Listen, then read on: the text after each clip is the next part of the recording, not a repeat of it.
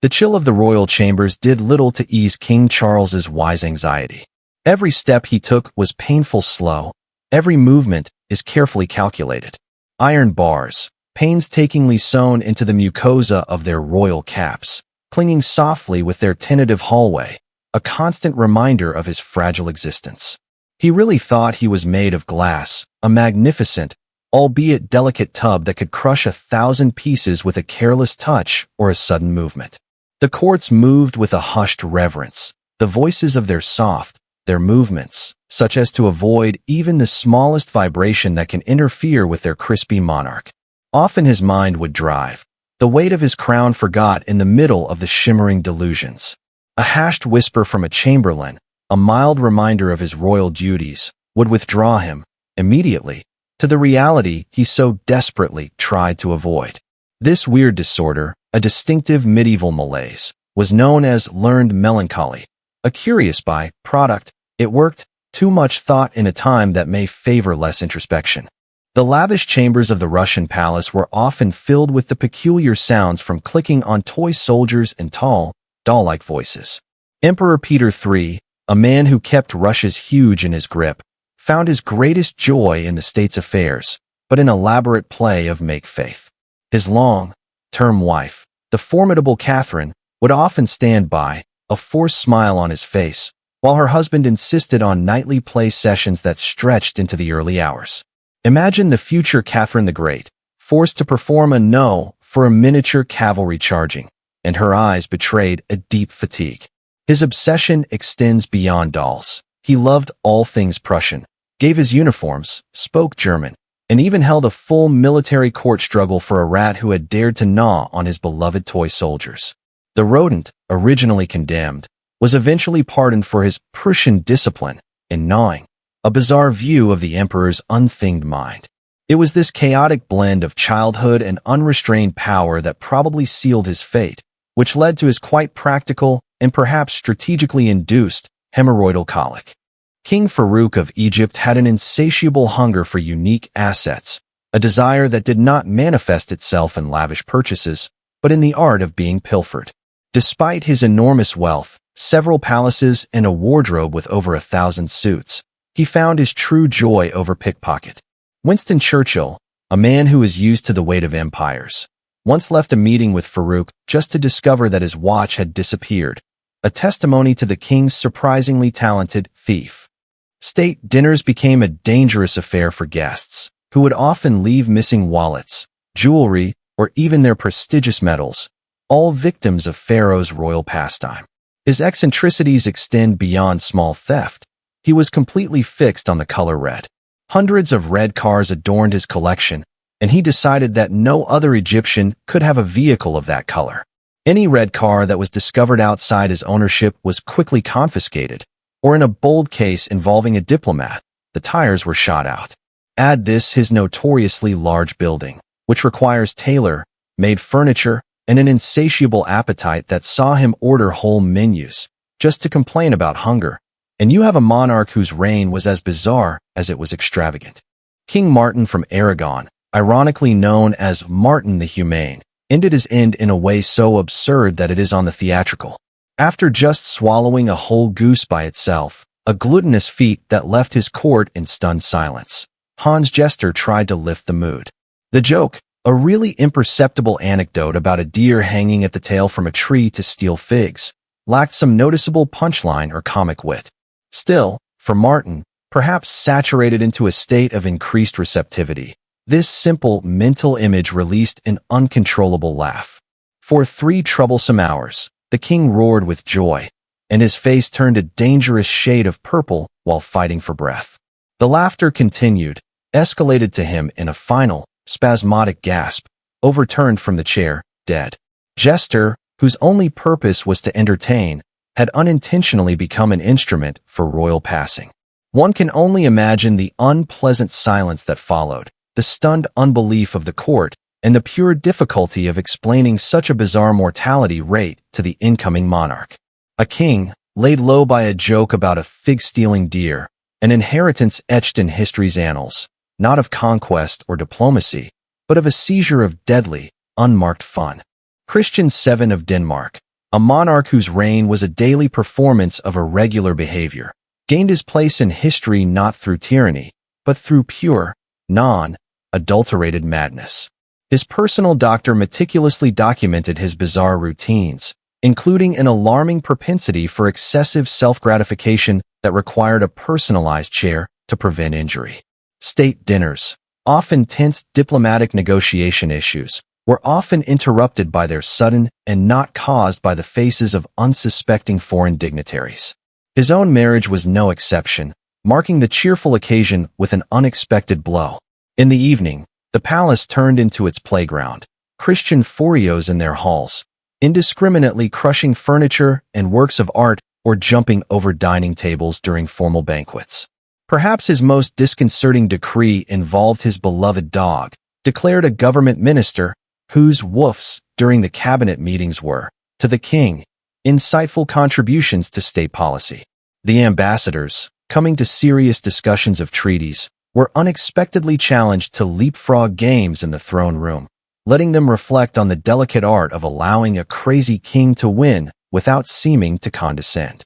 Emperor Caligula in Rome redefined the very concept of imperial eccentricity and transformed the bizarre into an art form.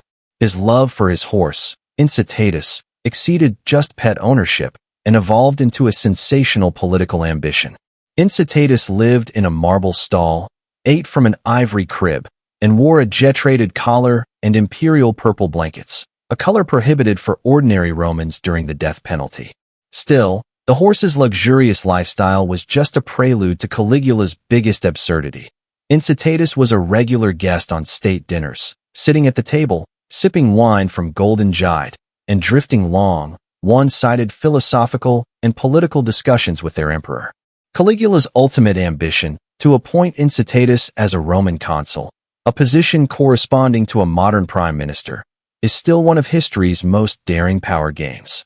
Beyond his horse fascination, Caligula declared a living god, demanding worship and adopting various divine personas, Jupiter one day, Venus the next.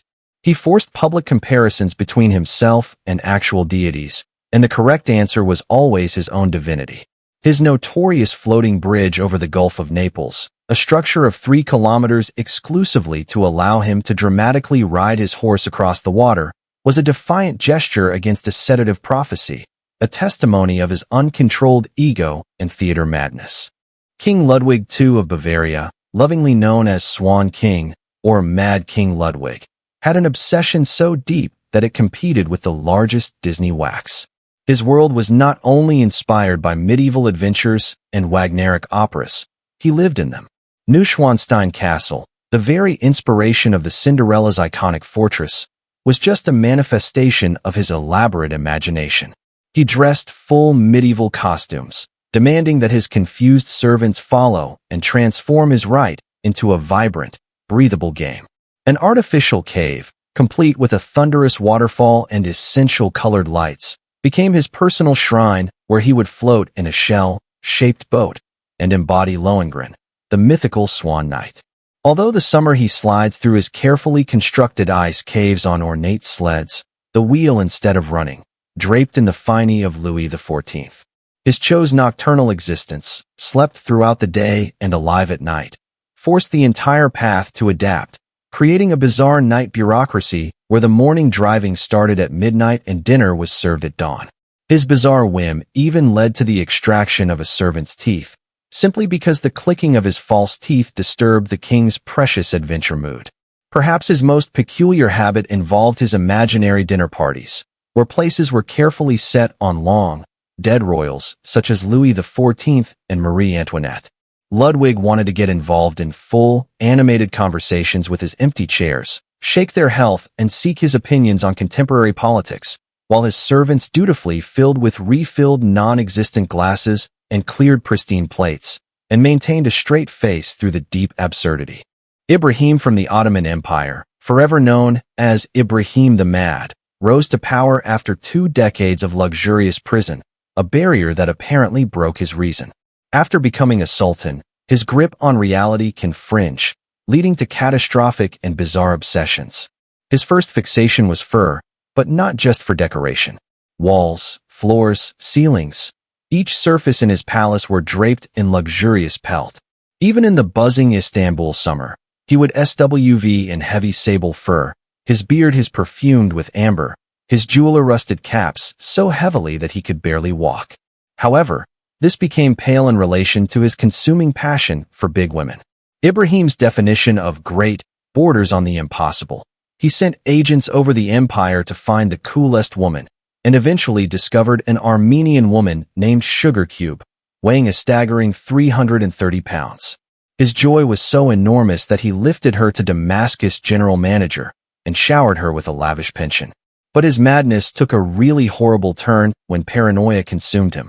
Convinced that his 280 concubines were unfaithful, he ordered them all tied in weighted bags and drowned in Bosphorus in a single, horrible night.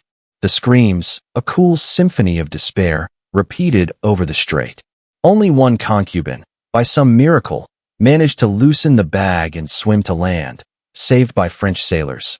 Her survival, the only reason this terrible details of Ibrahim's destruction are known to history. Emperor Qin Shi Huang of China, the union of a large empire, the architect of the Terracotta Army, and the visionary behind the Chinese Wall, was also a man consumed by an all-encompassing dead terror. This fear changed to an obsessed, self-destructive quest for immortality. He sent out major expeditions to locate the mythical islands in the immortal, and when they proved to be fruitless, he embraced the dark art of alchemy. His court, cunning and confidence, convinced him that mercury, a very toxic substance, was the key to eternal life. Qin Shi Huang, dazzled by his desire, consumed mercury pills as daily vitamins, bathed in it, and even had rivers with liquid mercury constructed in his colossal grave. As the mercury poisoning advanced, his paranoia also did. He constructed an intricate network of tunnels connecting all 270 of his palaces and never slept in the same place twice, convinced the killers cheated in each shadow. Informants who revealed his location met brutal executions, and their entire families are eradicated. He burned famous almost all books, and only saved them about agriculture, medicine, and prophecy, and thought the story would begin with him. Researchers who dared to protest were buried alive.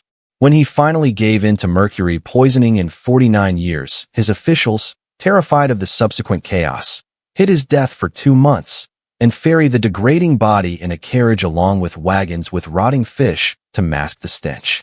His heritage, built on association and monumental performance, was eventually defined by a tragic, mercury-added search for an impossible eternity. Adolf Fredrik, King of Sweden, reached a unique and quite ignoble place in history. He literally drove to death in a single session. On February 12, 1771, the king embarked on what his final meal and glutton would be, an epic consumption of food that would test the limits of human capacity. He started with a luxury spread of lobster, caviar, sauerkraut, smoked herring, all washed with large amounts of champagne. But that was just an appetizer. The main course saw him consume even more fish, various meats, and a mountain of vegetables. Anyone rational had a long time ago, but Adolf Fredrik had no such restriction. For dessert, his beloved semler, Swedish cream breads, waved. He had not only 1 or 2, he devoured 14. 14 cream breads, heavy with cream and machine, stacked on a monumental meal. His servants watched with horrified fascination as he stuck bread after bunning in his mouth, cream dripping through his chin, his stomach visibly distributing with each bite. Finally, he walked away from the table, stood up, and immediately collapsed, succumbing to what was officially recorded as problems of digestion, an euphemism for a spectacularly self-induced death. His legacy, forever immortalized on his Wikipedia page, remains the king who ate to death. His final and muffled words, probably worth it, were swallowed by a lot of mass. King Henry VIII, a figure that is often romanticized, was in fact a grotesque procession of royal decay. His most prominent and putrid, the feature was a daunting, acclaimed leg, year, maintained from a joust accident in 1536. This stomach ulcer, constantly oozing the pus, would regularly crack openly and release a smell so ugly that the courts could discover his presence from 3 rooms away.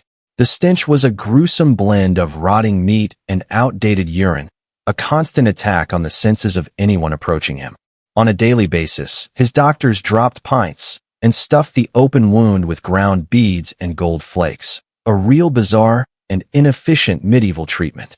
The haul from this wound made him almost motionless, which necessitated special leg chairs and demanded that he be carried instead of walking. But the bone was just a source of his repulsive aura. Towards the end of his life, Henry had balloons to an astonishing 400 pounds on a 6'2" frame and demanded tailor-made lift units for his horse, expanded doorways on Hampton Court Palace, and reinforced flooring to accommodate his huge bulk. His eating habits were legendary to their redundant. A breakfast with a whole chicken, a side of beef, bread soaked in wine and ale, followed by dinners with 13 different meat dishes. He wanted to eat until he vomiting, just to continue eating. His wine consumption was measured in liters daily. His failing health and extreme obesity, probably combined with undiagnosed type 2 diabetes, which led to his urine to attract flies with the sweetness, meant that his later marriage became unconscious, a fact he practically accused of the wife's performances. His ugly smell, a cocktail of infected wounds, dubious Tudor hygiene, and untreated diabetes, made him